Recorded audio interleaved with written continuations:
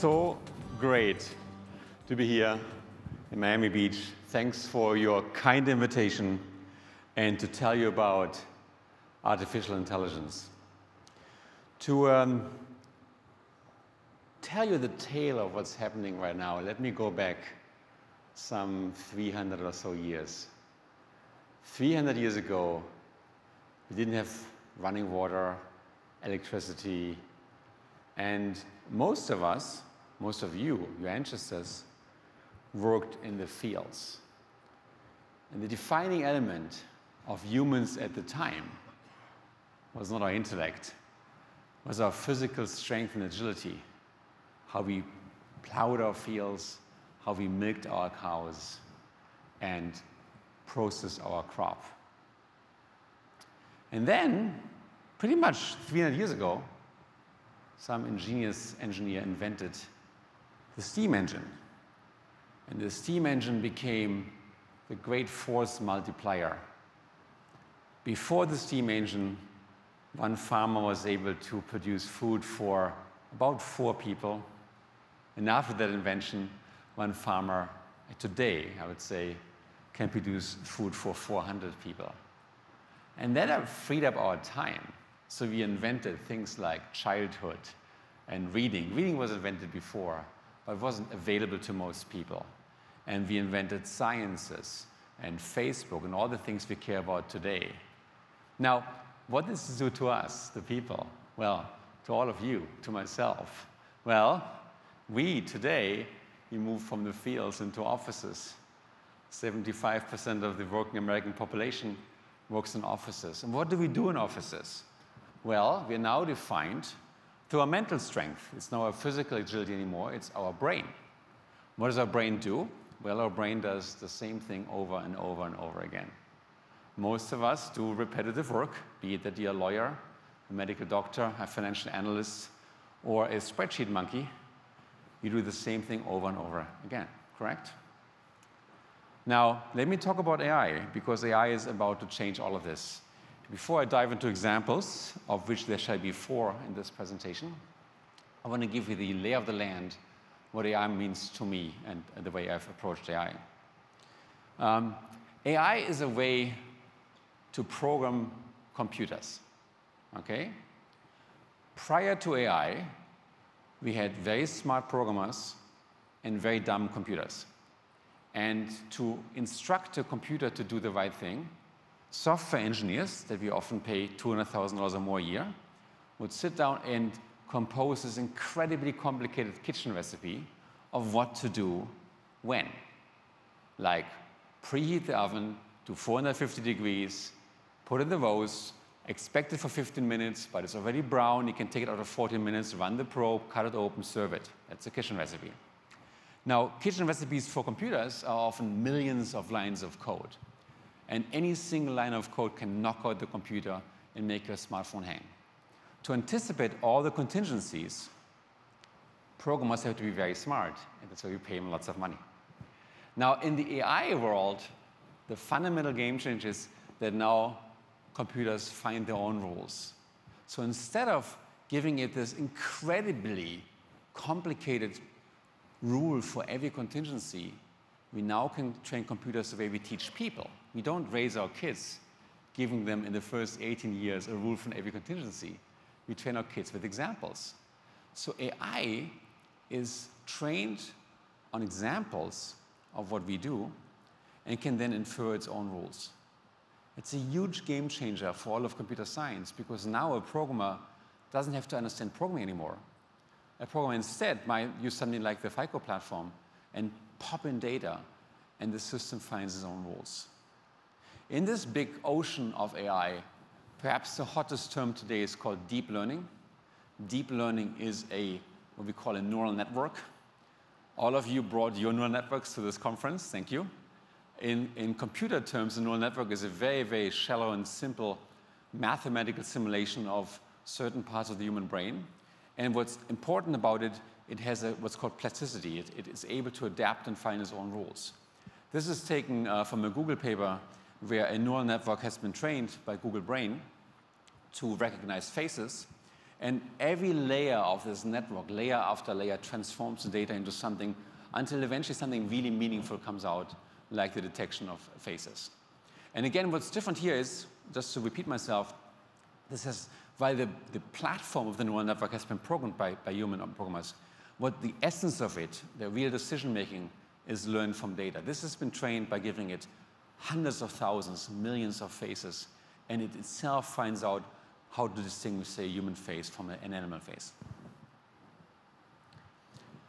Now, neural networks, for those of you from the trade, have been around since the 1930s. They're old. The algorithms we're running today go back to 1980s. In fact, when I was a master's student, I went to a conference, and the algorithms were identical to the algorithms today. So what's different? The only thing that changes is scale. Okay? If you go to real brains, and you go from the cockroach or the mouse to the monkey to the human, they're kind of the same, hate to say, but ours are bigger. We have a cortex. And what happened in computer science in the past is that we went from like your pocket calculator to Google's vast computer farms. In doing so, we're able to collect vast amounts of data. We learned earlier today that medical data increases in volume every 73 days. And that scale is the game changer. So if you look at data and say we have 10, 20, 50 data points, there's almost nothing interesting you can learn. But if you have 50 million data points, you can often outperform what even humans can learn from the data. And that's, in many ways, FICO's secret, open secret in the last years. So let me give you 4 examples. The first one has nothing to do with me, but it's fascinating. It has to do with your speaker on Thursday, it turns out. And then 3 that I've been involved in, very luckily. Games. If you talk to a person in AI or in psychology in the 1970s and ask them, like, what is unique to human beings, people would have pointed at chess. Chess used to be the pinnacle of human intelligence. If you were good in chess, you were really smart, right? Until 1997, when Deep Blue, as mentioned earlier in this conference, played your Thursday speaker, Garry Kasparov, that's actually him, and won against him. This was the moment when an AI system equipped with a relatively shallow intelligence but massive compute power was able to outcalculate Garry Kasparov. Now, the next day, all the experts in the world agreed they were wrong. Chess is actually easy. Okay? What is truly indicative of human intelligence is the game of Go. And the reason why chess is easy is there's only that many moves you can do, so you can plan very deeply. Deep Blue planned about 1 million moves, whereas Garry Kasparov, super smart guy, was only able to plan 1,000 moves per play. In Go, there's at any point in time 400 moves you can make, and the number of possible Go board configuration, the number of ways you can configure a Go board exceeds the atoms in the universe, turns out. So even if you wanted to write down for every board what to do, you couldn't do it because you didn't have enough atoms to write it down in the entire universe. So that's hard. Until 2016, when a deep learning program built by a Google company called DeepMind beat Lee Vidal, the resigning Go champion in the world. So how did this program do that? Okay, that's the coolest part. This program played itself many, many millions of times. And in the beginning, I was really dumb. No human programmer looked at the details, except that it kept playing and found out the rules by playing itself and made itself stronger. It played both opponents, and it played so many more games than any of us can ever play that eventually it got better than us. Now, today, we know Go is not an example of intelligence, not important. Maybe driving a car is harder, we don't know. But there's something systematic going on here, which is we're taking people extremely highly trained, and an AI system is able to beat them in their own profession. Let's move to something closer to your heart. Let's move into sales and customer service. This is work, a spin-out out of Stanford University, some very early data. It's about 8 people. We looked into the question of repetitive work in the domain of sales, right? So specifically online sales, these are inbound sales to a Fortune 500, to multiple Fortune 500 companies, where people come to a website, inquire about a product, and the sales agent's job is to convince them to purchase the product. It turns out, if you look at sales agents, some of them are really, really good, and some are really, really bad. So here is a symbolized group of sales agents. Let's say 1 in 4 sales agents are pretty good, and in our experience, 3 in 4 sales agents are actually pretty bad. What makes a great sales agent? You talk to them and say, "Hi, John. How are you doing? What's your problem? How can I help you?" What makes a bad sales agent? "Hi, I don't care about your name. We have 5 products, blah, blah, blah, blah, blah, blah, blah, blah, blah, which I would need more information on." Hang up. Now, what we did with AI is we monitor sales agents for about 1 month. And every time a sales agent leads to a conversion, a conversation leads to a conversion, we get a positive training example of what to say. Every time it doesn't lead to a conversion, we get a negative example. And instead of replacing those people, all we do is we enhance them. So we go to them and say, "Hey, based on past observation, not just from yourself, but from the entire sales team, here is what you should say next." Okay? Sometimes the sales agent will say, "That's great," click the send button, and saves himself a few seconds. Sometimes they're going to say, "I don't like this, I'm going to improve it." Yet another data point. But what's happening over time, we can, with natural language processing and AI, collect so many examples that we basically become a salesperson's best advisor and turn all these salespeople into superstar performers. This is early data from one of our Fortune 500 partners. The company is called Cresta. It's a Stanford spin-out, where we equip newly hired salespeople with the AI learning system as an advisor and a proposer, and compare them to people that are commonly hired and don't get any assistance. Over time, over multiple weeks, the blue bar symbolizes the number of conversions, up to 22%, when AI assists them to make them basically superhumans and give them the sales skill of the entire sales team. And the control agents, which don't get AI, are shown in green. Over about a 6-month period, we've been able to triple the sales conversions for the company. And if you're a CEO in the room, a simple piece of AI, if your business model depends on inbound sales, can triple your customer base.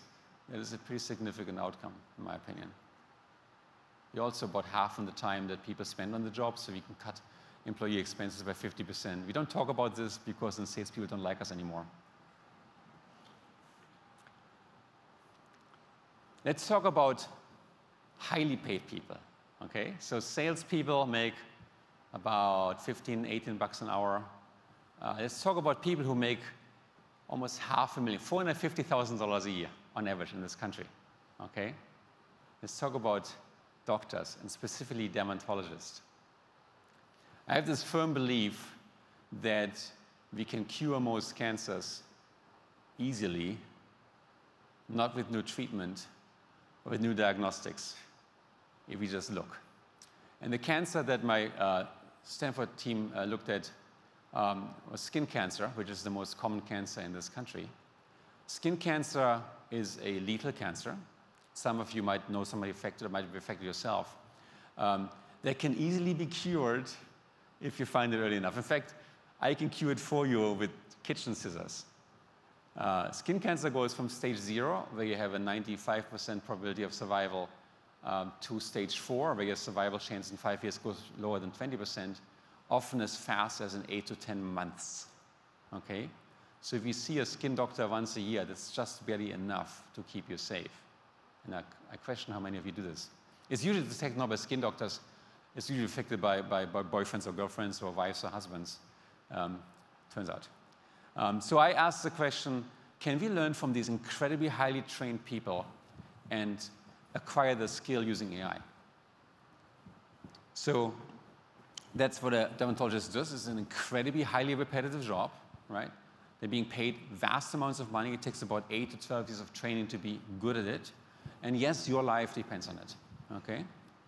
So to look into skin cancer, my student collected a database, or compiled a database, of about 129,000 images of about 2,000 different skin conditions, from lesions to rashes to melanomas and carcinomas.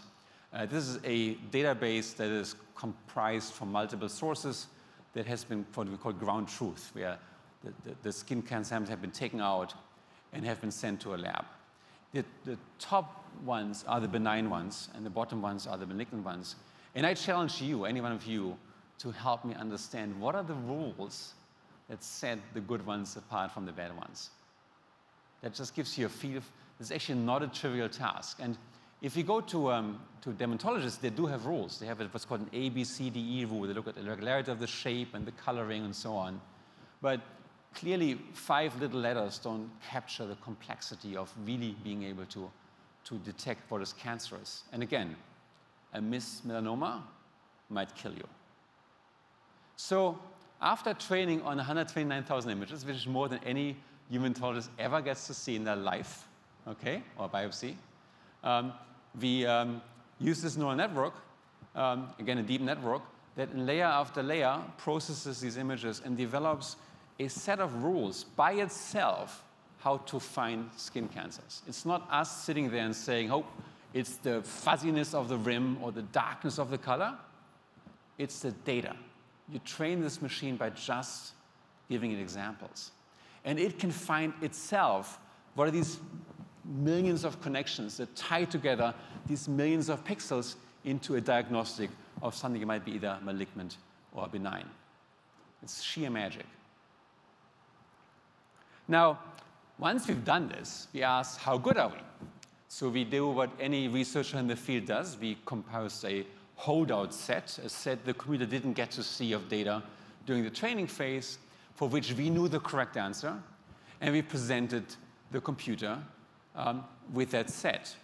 Now, this curve is a bit more difficult than just a single classification number, as in you get like 89% correct, because in accepting a skin cancer diagnosis, we can set a dial, we can set a threshold, right? We can say, it turns out for those of you who understand ROC curves, the cost of not catching an actual cancer is much higher than the cost of accidentally sending a skin patient to biopsy is not a cancer. Therefore, we want to err on the side of being overly general in accepting cancer. That threshold can be set, and in doing so, you trade off what's called sensitivity and specificity.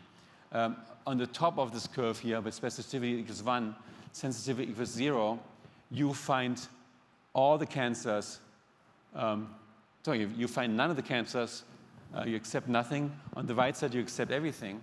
And in the trade-off in between, the real region that you care about is this little region carved on the top right side, where you end up possibly either not catching an existing cancer or you're sending a person to biopsy who doesn't have cancer. A random method would be a diagonal in this diagram. The more you're to the right side, the better off you are. So now, after we did this and looked at this and said, we didn't know whether this is good or bad, we're still missing some cancers, how do people perform? So we went to Stanford, and we cursed a Stanford level board certified dermatologist in giving us his guesses on the data, and this is what he did. So he did significantly worse. So for example, if you fix your sensitivity, which is the horizontal axis, you go up mentally, then you fix your specificity, then our sensitivity error is about 1/3 of that as a human doctor, which means we catch, our probability of not catching a cancer is about 1/3 of that as a human doctor, while sending the same number of cases to biopsy. That is a huge difference in the medical field. So we said, okay, let's ask a second doctor. Lo and behold, we asked 21 doctors, and this is what they do in finding carcinomas. Some of them were in powered machine, most of them weren't. If you go to the even more deadly melanomas, the situation is even worse. This is the distribution of doctors. And what shocks me is not just that the machine does better in almost all cases, but what shocks me even more is the vast distribution of diagnostic steps that people take. Some doctors, like the one on the top left, sends almost nothing to biopsy. The one on the bottom right sends everything to biopsy. So what treatment you get depends entirely on your doctor, and you have no clue what the doctor is doing. Okay? But the coolest thing is, and this ended up on the cover of Nature, an iPhone programmed appropriately outperforms a $450,000 a year dermatologist. Okay? So it's actually good for iPhones. Let me talk about the final example about something close to my heart, self-driving cars. I've worked on self-driving cars very long, started in 2004, long before it became a hot topic. And for many years, as mentioned, ran the Google team that's now called Waymo. But back in the day, deep learning wasn't the topic. It was all pre-deep learning. But more recently, I had a chance to really unleash the power of artificial intelligence and deep learning in the area of self-driving cars. To give you context of what we actually did, let me briefly talk about Udacity, where we have thousands of students studying self-driving cars. Udacity is an education company. If you're a bank, you're probably our client at this point. This is for the dreamers. The forward thinkers. For the innovators. The defiant.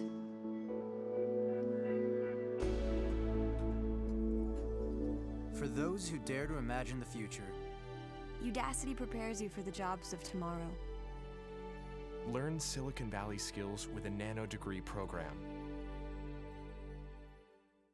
Enroll now at udacity.com. So we as a company, we teach millions of students worldwide, including probably many of your staff, and we also help your companies to upskill yourself in AI, which is a different topics. Contact me afterwards if you have more information. But one of the things we do is we teach like crazy skills, like self-driving car. We combine deep learning self-driving car, and we have any given time about 20,000 students studying self-driving car technology. And in that process, we actually challenge our student to apply deep learning to hard problems. And typically what we do is we then give out a competition to students and give them something that's so hard that they get instantly hired by Google or Tesla or whoever. This is a deep learning approach produced in 48 hours by students on finding road surfaces just using camera images. If you're an expert, you know that most companies use LiDAR, which is much easier than just camera images. And this is just trained using deep learning. Here's one that actually blew my mind. Student competition on camera-based surface-only driving, the type of stuff that Tesla wants to launch at sometime soon. It's super hard, where you have a camera and you try to predict the steering angle for a driver. Again, we can't code this by hand, but computers can find the truth automatically using deep learning. And these are random Udacity students that produce this as term papers. So you can see how accurate it is, and you can see how difficult it becomes to understand the road structure even under these varying lighting conditions on a surface street. We've taken this technology, integrated it at Udacity, and built a self-driving car that drove recently from Mountain View to San Francisco on El Camino Real, a surface street, camera only and radar, no LiDAR, completely autonomously. First of its kind, to be honest. All done by students who just use deep learning. They just learned about deep learning like yesterday. It's an amazing technology. So let me step back a little bit from these examples and ask, who's next? Anybody in the room? Okay. Certainly cab drivers, truck drivers, pilots. If you fly commercially and the weather is bad, you are being landed by a computer system, not by a person. Doctors, lawyers, like legal document discovery is not done by computers. Contract drafting, accountants, researchers, bankers, CEOs. The way I look at this is not about replacement, it's about empowerment. Just as much as the steam engine has empowered our muscles, the car, the airplane, we can now run faster than we could ever run before. Just as much as the telephone and television and the smartphone has empowered our voice, we can now talk thousands of miles. Couldn't do this before. We'll now be able to empower our brain, and we become experts in a split second on anything we do. And we can pick up these repetitive patterns and help us become more efficient. And that means one person will do the work of 100. It's true for all of us, including CEOs. CEOs do incredibly repetitive work. CEOs are nodding here, and maybe not. Maybe not at FICO, but in my company we do. Turns out it's all people issues. Okay, yeah. Let me listen to you. Okay, sure. So there's a lot of repetition. And I see this as positive because if we look back at humanity, like go to any kind of supermarket and look at the person at the checkout, honestly, this is not great, inspiring human life to me. I think we're so much more valuable, you can be so much more creative if we just engaged with these new technologies. So a final word on this before I open up for questions is there is this firm belief in most people, that almost everything has been invented. And many people believe new inventions ought to be bad, they're scary. But humanity, the use of fire is over 300,000 years old. Almost anything that you cherish today, including the Fair Isaac Corporation, has been invented in the last 150 years, right? Running water, toilets, penicillin, electricity, television, newspapers, smartphone, Facebook, social media. That's all just a glimpse, like a snip of history of humanity. And it's been enabled because we invented machinery that took away the farming from us and helped us with farming. Now that we're able to take our mental work from us and free us up to be more creative, imagine what power we can unleash as humanity. Now, what does it mean for your businesses? I think for your businesses it means you have to be ready. You have to be ready to see the transformation. Those who use AI smartly will be able to leverage these techniques to get higher sales, better customer service, better at a much reduced cost. Those of you who stay the old way will eventually have difficulties with their balance sheet. Thank you very much for inviting me.